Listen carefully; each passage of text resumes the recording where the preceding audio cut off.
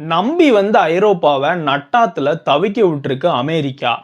அதாவது என்னன்னு பார்க்கும்போது, இந்த கிரீன்லாண்ட டொனால்ட் ட்ரம்ப் கைப்பற்றணும் அப்படின்னு நெனைக்காரு.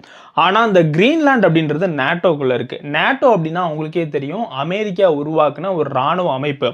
இந்த நேட்டோல இருக்கிற நாட்டுக்கு, நேட்டோல அல்லாத ஏதாவது ஒரு நாடு தொந்தரவு குடுத்தாங்க அப்படின்னா, ஒட்டுமொத்த நேட்டோ நாடுகளும் போய் அந்த நாட்ட அடிப்பாங்க. அத தான் நாம இப்ப ரஷ்யால பார்க்குறோம்.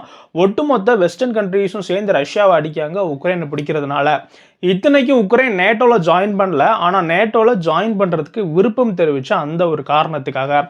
ஆனா இப்போ டொனால்ட் ட்ரம்ப் என்ன பண்ணுறார் அப்படின்னா, நேட்டோக்குள்ளேயே இருக்கக்கூடிய டென்மார்க் கண்ட்ரோல்ல இருக்கக்கூடிய கிரீன்லாண்ட் எனக்கு வேணும் அப்படின்னு கேட்காரு.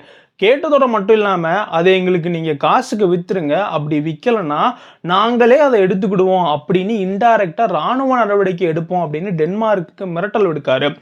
நேட்டோக்குள்ள இருக்கிற நாடு, நேட்டோக்குள்ள இருக்கக்கூடிய நாட்டு கூடயே சண்டை போட்டுச்சு அப்படின்னா, அது என்ன ஆகும் அப்படின்னு தெரியல. அதுவும் நேட்டோவினுடைய தலைவரா தன்னை காமிச்சிருக்கக்கூடிய அமெரிக்கா, நேட்டோவுக்கு அதிகமா செலவு பண்ணக்கூடிய அமெரிக்கா, நேட்டோவால நெறைய நன்மைகள பெற்றுக்கொண்ட அமெரிக்கா, இப்போ இன்னொரு நேட்டோ நாட்டினுடைய முதுகுலயே குத்தப் போகுது.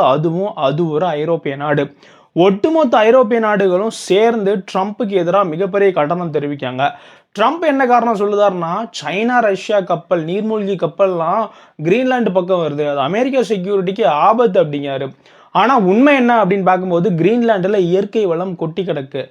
நெறைய க்ரூட் ஆயில் இருக்காம், நெறைய ரேர் எர்த் மினரல்ஸ் இருக்காம். ஸோ இந்த எல்லாத்தையும் கண்ட்ரோல் பண்ணணும் அப்படின்ற அந்த ஒரு நோக்கத்துக்காக கிரீன்லாண்ட ட்ரம்ப் கண்ட்ரோல்ல எடுக்காரு. ஒட்டுமொத்த ஐரோப்பாவும் கடுமையா எதிர்க்காங்க. டென்மார்க்கினுடைய அரசு என்ன சொல்லுது அப்படின்னா, அமெரிக்க ராணுவம் உள்ள வந்துச்சுன்னா, நாங்க சுட்டுட்டு தான் அதுக்கடுத்து என்ன அப்படின்றத பேசுவோம். வெனிசுலா மாரி அமைதியா இருக்க மாட்டோம் அப்படின்னு ஸ்ட்ரிக்ட்டா சொல்லுதாங்க. இந்த கிரீன்லாந்து டென்மார்க் கண்ட்ரோல்ல இருக்கு அப்படின்றது குறிப்பிடத்தக்கது.